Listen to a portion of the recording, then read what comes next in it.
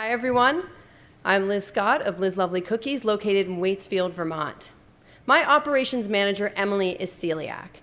At the office, she pre-washes clean dishes before she eats her lunch. So at first, I assumed she all thought we had horrible dishwashing skills. Turns out she's just that sensitive to gluten and doesn't want to risk getting sick.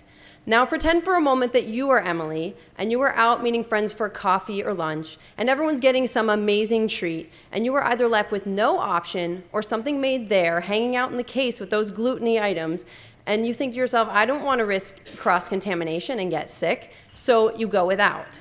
Then you go back to the table and everyone's eating their amazing treat in front of you and everyone feels bad for you. We at Liz Lovely call this the isolation experience. 1 in 133 Americans has been diagnosed with celiac. That does not include those who choose to eat gluten-free for health or athletic performance or sheer curiosity. 20% of those with celiac also have lactose intolerance, making it even harder to manage their diet. Not only are gluten-free products perceived to be expensive, but they have a bad rap on taste, and that's where we come in. Liz Lovely Cookies are certified gluten-free, vegan, non-GMO, and made in the state of Vermont. We use the cleanest ingredients possible to make a product everyone can enjoy. We believe that regardless of your dietary restrictions, everyone should have the simple experience of enjoying a good cookie. We are sold in the bakery section as a fresh baked product, which gives us a competitive advantage. Our competition is sold in the grocery section and does not hold the same level of certifications that we do. We believe we have a better taste, a better mouthfeel, and eye-catching, fun packaging on display. 97% of our customers are women with families ages 30 and up. They're an educated shopper. They read labels. They want to know what's in their food and what's not in their food. We are not pretending to be health food. Liz Lovely Cookies are an indulgent experience regardless of whether or not you have food allergies. We are sold as a premium brand with a retail price point of $3.99 to $4.49 for a 2-pack. To our customers, we are known as the cookies that moms want to hide from their kids. Liz Lovely was founded in 2003 when Whole Foods Market accepted the product into 24 stores. And since then, we've gradually increased our footprint across the U.S. We started as a small brand using a grassroots approach to acquire thousands of stores, both independent and conventional, across the nation. The gluten-free market grew 15.2% from 2014 to 2015 to $48.8 billion. We believe that the ability to grow Liz Lovely is still greatly untapped. Our next approach is to methodically target A-level retailers in which we are currently not sold, using a successful model we've used at Wegmans, a New York-based supermarket chain. In our first year at Wegmans, we grew our sales 88%. We plan on targeting large retailers such as Whole Foods and Sprouts, food service accounts like Starbucks, and club stores like Costco. Kroger is placing Liz Lovely Cookies into 1,800 locations starting in January of 2017 in their Healthier for You section of the bakery. With this sales plan in place, we plan to take the company from $1.5 to $7.5 million over the next 3 years. I like to joke that Liz Lovely is the longest running startup. So what's different? Why will this work now? Well, the change starts with me. In 2015, I took over as CEO and the other founding member left. I'm in charge of financials, sales and marketing, and overall operations of the entire business. I've learned in the trenches and will continue to maintain my never give up underdog attitude. I spearhead product development and oversee product quality control. And since I am the face of the product, I feel personally responsible for the product we produce. Other key players are Don Barbario, who is instrumental in the rapid growth at Keurig Green Mountain in Waterbury, Vermont. Mark DaCosta, who's an accomplished CPG leader with an expertise in specialty coffee and commercial baking. And Steve Voigt, the former CEO of King Arthur Flour, has been added as a business advisor to Liz Lovely team to help oversee sales and financials. But besides the team, we're operating under an entirely new business model. When I took over as CEO in 2015, we were working with a high break-even with excess overhead. By cutting expenses in each department, I've lowered our break-even by $45,000 a month. Starting later this month, we will begin outsourcing manufacturing to Kevin Harper at Bristol Bakery. Liz Lovely cookies will be made in a dedicated gluten-free facility maintaining all of our current certifications. But the biggest benefits to outsourcing are adding an SQF certification and having a capacity that rides sales. Our overhead drops significantly and our margin stays above 50%. August of this year, we outsourced distribution to Ketchup Logistics in Pittsburgh, Pennsylvania. The product will be shipped weekly to Pittsburgh from Bristol and stored at Ketchup. The benefits of this switch are lower prices and faster turnaround to ship time due to the central location of the warehouse. But the change that makes the biggest impact is how we handled sales. I'm bringing Dawn and Mark to manage sales on both coasts, leveraging their experience and contacts at A-level retailers, and assist Liz Lovely in hiring brokers to set up and maintain accounts. It's all about getting product onto the shelf through distribution and pulling it back off at the store level. Our grassroots model for sales has stopped working. We've never had a budget for promotions, brokers, demos, which are required to maintain shelf space and get noticed at larger retailers. I'm confident that bringing on this sales team will help us take Liz Lovely to the next level. We have been successful in the past at securing financing through early stage equity investment, debt capital for equipment through Northfield Savings Bank, and working capital with royalty-based funding through the Flexible Capital Fund. Liz Lovely is now seeking a $100,000 bridge loan and $500,000 in preferred shares to fund our next stage of growth. The short-term funds will be used to get the sales team started and help us transition to outsource manufacturing. The long-term funds will be used to execute our current sales strategy and support marketing initiatives. Our exit strategy is to grow the company from $1.5 to $7.5 million over the next 3 years, and at that time, seek an equity investment firm to further grow the company. Liz Lovely has a proven place in the market and is now ready to take things to the next level. Now all we need are the right equity partners to help us get there. Thank you so much for your time.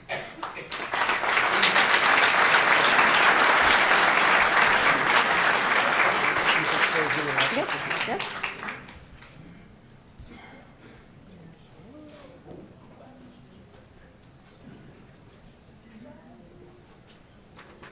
Is this on? No? Hello? No?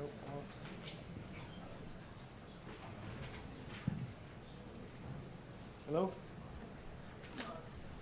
Okay. I'm going to facilitate it. You gonna time this? Good. We've got microphones that we're going to run around here, and I think those are hot. Get this one hot for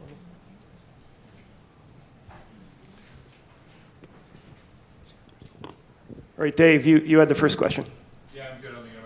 One of the things you didn't talk about was who your competition is in this market. Sure. So there are some big players like Tate's, but they are not vegan. Wow is an actual fresh-baked competitor that aren't necessarily all gluten-free and vegan. So a lot of them don't have the same certifications, but there are some big players. They're just not usually in bakery. Like Tate's is a grocery shelf-stable product. And then in-store bakeries like really our only competition. But they don't usually produce gluten-free products. Kyle? Can you talk a little bit about your margins, either on a per unit or an overall basis? Yeah, so our margin before outsourcing and after outsourcing isn't really that different. It's maybe like 2 points. So I think we started at around 53 and we're down to 51. Mike, you got the mic too? Hi. Thank you. Excellent presentation. Thanks. My grandchildren can attest to the taste of the cookies, as they won't leave the co-op without getting a pocket full. They absolutely love them. You talked a lot about your transition to the sales team and to the co-packers. But what about the management team to manage this different business that would be different than it was before? Do you have that in place? Yeah, so the management team has really boiled down and gone down to the essentials. We have one person who manages fulfillment and orders, and one person who manages ordering and scheduling, and then me. It really doesn't need much right now. I think the sales team is the most valuable thing, and then we're thinking about who the next hires are, maybe like a financial person, which I'm overseeing now with some advisement, and then eventually a marketing person, but I don't want to be too bloated right now. I think that's been our problem overall. I think right now we're lean and we're focused on sales. That's what's important. Further questions, riders? Doug? What's the shelf life on your product? So the shelf life in the freezer is 12 months. That's how it's shipped and stored. And then it's slacked out for 30 days, which seems short for grocery, which is why we're not in grocery, but it's actually very long in bakery, which also gives us an advantage. Kyle again, and then back to Charlie. So you get these equity investments. How do those investors get out? What's your long-term strategy and how do they monitor? So our long-term strategy is to sell the company in 3 to 5 years, hopefully closer to 3, and possibly sell it to either another investment firm that buys everybody out or everybody who wants to be bought out. And then we either, anybody who wants to double down then starts again. Because I think at that point, in that $7 to $10 million pocket is where you need to, again, invest more money and then push the brand even farther. Charlie? Yeah, you mentioned that you're going with the new business model with a co-packer. You mentioned you're taking on 1,800 stores, Kruger's. Has anybody done, what's your production capacity in this? Well, that's a great thing too, is production capacity in the new place is way higher than we had. The main thing is they're bringing on a new piece of equipment that I've always dreamed of having, which is this giant cookie former, and it cuts 4 at a time, and it puts it right on the tray. So the efficiencies we're seeing at the new facility are way more than we ever had. I mean, we could crank out a lot of product at the old facility, but it was very old school in the way we were doing it. So that it's going to be an improvement for sure. Bob? Or would you say, on follow-up question on that, will this current co-packer take you to $7.5 million? It will. So one shift is probably going to take us to 3, and then he can obviously do 7 days and 2 shifts, and he's run 2 or 3 shifts there before with other products. James? What kind of brand building or marketing are you doing outside of the direct-to-retailer? So right now we're not doing anything, which is part of the problem here, and we're mainly going to focus on demos and in-store promotions because we think that drives sell-through and pulls the product off the shelf. But that's when I mentioned that the next person we might need to hire past a financial person is a marketing person, because we've never put any money into that at all. Bob again? So, again, to follow up, so in the stores where you've already been for a while, like Whole Foods. Right. What's the per store sales trend? In other words, without any marketing, without any. Right. Are they still showing good growth? Well, so it's different. So a Whole Foods market or a natural food store is at about 2.25 cases a week, whereas Wegmans is at a 2.3 case per week. And then a conventional store like Shaw's was at 0.75. But Kroger, we're feeling, is more like that Wegmans shopper that's more educated, and the bakery is doing that marketing initiative to make a little section that we will be in and will be highlighted in it. So I don't think it'll be closer to that 0.75, which has no marketing behind it at all. And all those retailers are happy with your velocity? Well, I think Wegmans is way more happy than someone like Shaw's, but Shaw's is a fight for us in that they don't have a display, we're not in a planogram, so the more you can get the store to buy into what you need to make the product sell, the better their sell-through will be. Further questions? Mike? It seems that you have numerous certifications. What about organic? So we haven't done organic. We were organic when we were a wheat-based product, but organic gluten-free is still pretty like future frontier. It's very expensive, and some of the ingredients we source at great volumes, like truckloads, it's really hard to dedicate that you are going to get that for the whole year. Like if you can get a contract, great, but it's still not quite there. So we're still waiting. Non-GMO is really like the base, the bare minimum of what you need. But organic is a little out of our reach at this point. But we're watching it. Yeah, we watch it every year, and I watch the commodities and see, so is it happening yet? And it's not quite there. Heidi? This is a perishable product. What % of your gross product is you have to throw away because it's past due? So the great thing about that is because they slack out as they need it, there isn't much waste in the whole system. And then we put together a program for our independent stores that we service directly, that at 21 days they can demo anything out, and that it drives sell-through at the stores. But someone like Kroger, they're not putting out like a whole rack of cookies, they're putting out slots, and there really isn't that much in terms of chargebacks. Do you have a percentage of gross sales? I mean, I say it's like $1,000 a month, which, so like every month, right now, that's not as steep as it has been. But I think doing this demo program, using that to fuel marketing is the way to use those samples.